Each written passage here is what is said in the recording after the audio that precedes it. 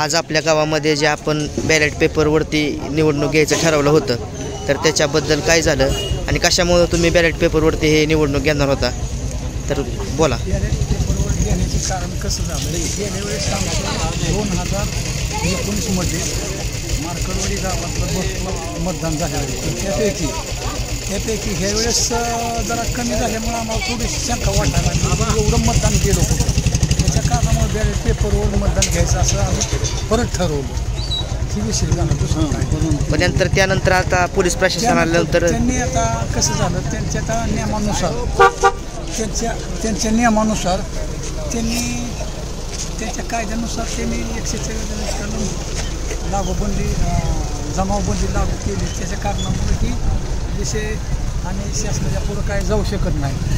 अशा कारणामुळे आम्ही माघारी घेतलं. तर पोलीस प्रशासनाने ही परवानगी तुम्हाला दिली का नाही दिली का?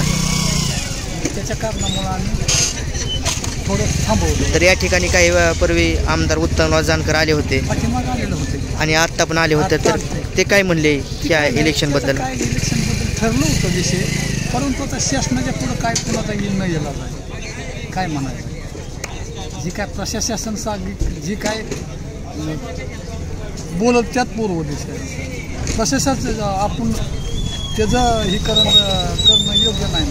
हां, त्याच्या पुढं शासनाच्या पुढं काय चालू शकते का? नाही चालू शकत. लोकशाही केली. मग आता हे बॅलेट पेपरचं तुम्ही जे आज निवडणूक घेणार होता, तर या ठिकाणी ही रद्द झाली आहे का? रद्द केलं, कॅन्सल. आता ही काय सगळं काढायला तयार आहे. धन्यवाद.